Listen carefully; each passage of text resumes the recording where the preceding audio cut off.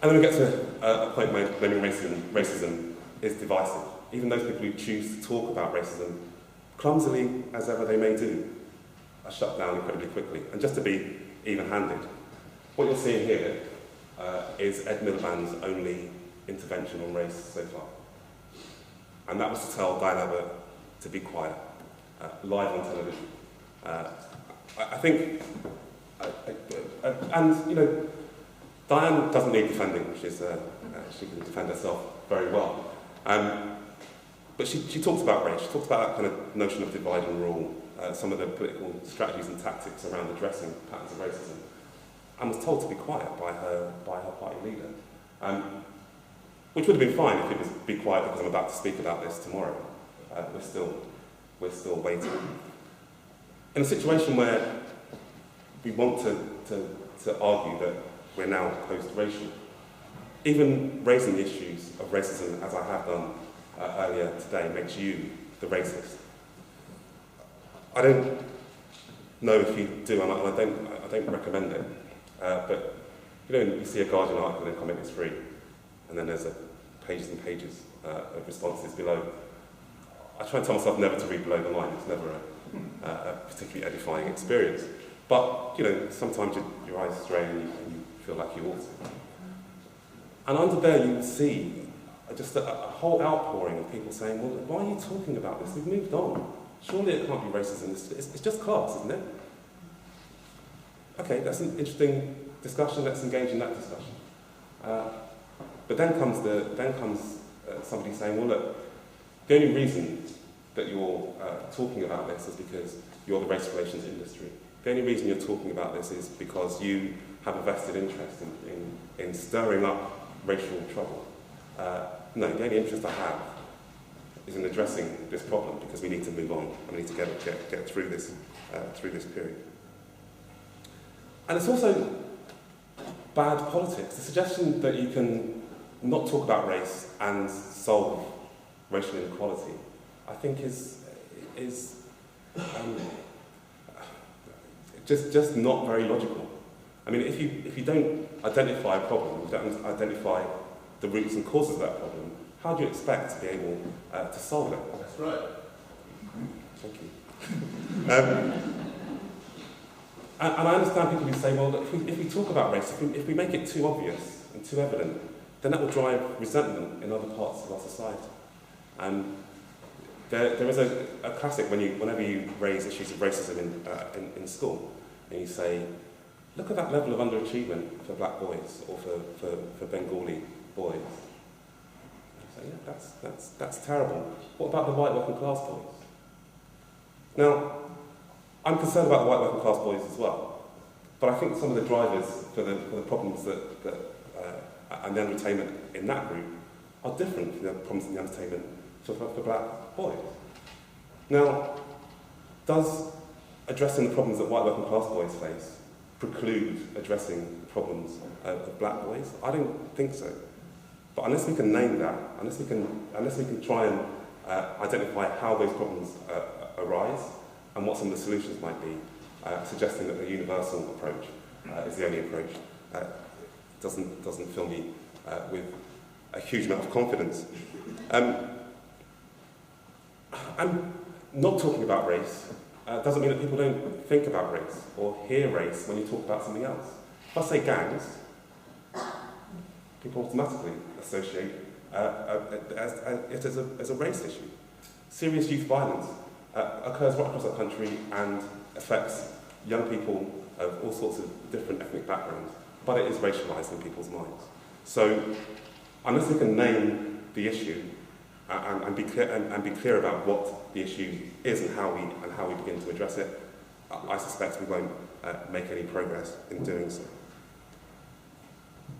And then the other important challenge with this kind of post-racial discourse is that if we are colourblind, if we are post-racial, if there is a level playing field and we're all just moving on, how is it that you explain some of the levels of inequality in our society? If we're all colourblind, if it's post-racial, then it surely means that the problem is vested with those people who aren't moving on as quickly. So not only do you deny racism exists, you worsen racism, because people will say, well, look, those young Asian women, they are falling behind because of something inherent in them rather than structural racism that operates within our society. So, before I move on to some solutions, I just wanted to show you some other voices as well, because by now you're probably getting bored of listening to my ranting.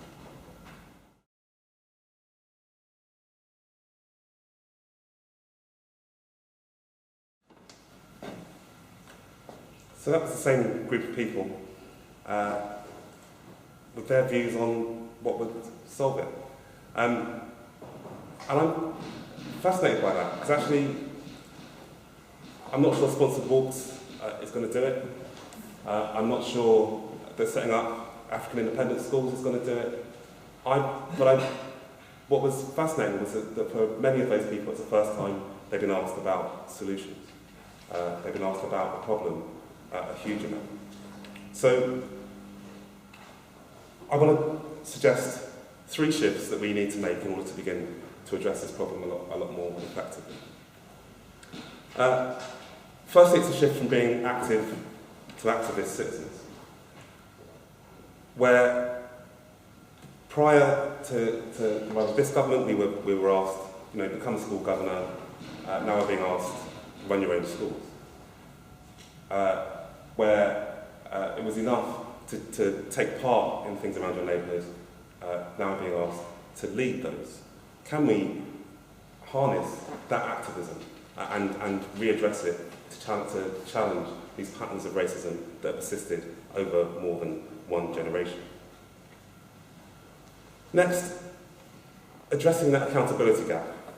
For good or ill, it seems that the wind is blowing in such a way that that high point I talked about earlier of having regulation at the level we had with the Race Relations Amendment Act and the initial versions of the Equality Act, those days are over.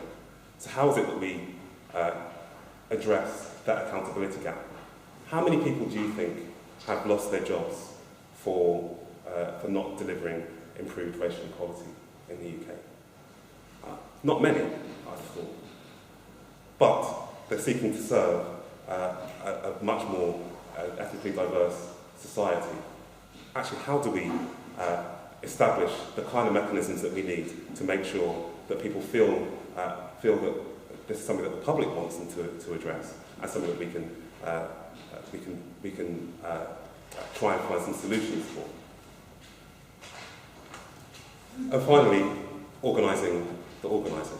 I mean, to me, it strikes me as pretty crucial that we get much better at harnessing people's energies and focusing them in on challenging issues of racial inequality. There are supposedly 11,000 organisations across the country addressing racial inequality in some shape or form.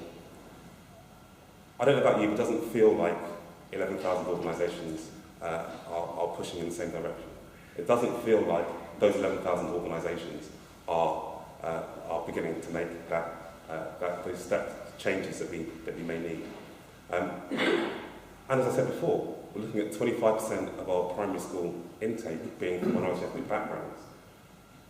That suggests that their families are affected by the inequalities that they face within our school system, yet we're struggling to move the school system to begin to address these problems. How do we get organised? What kind of organisation is it that we need?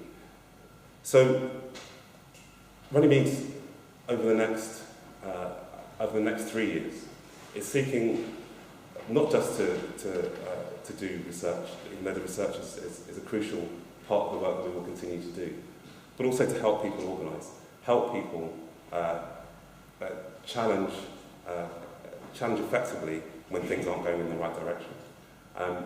We would like next year to launch a national campaign called End Racism This Generation, which reasserts our desire and our ambition to actually get to a point where racism has much less hold on people's lives, and where you shouldn't be able to tell quite so much as you can currently the trajectory of someone's life just because of the ethnicity that they are born.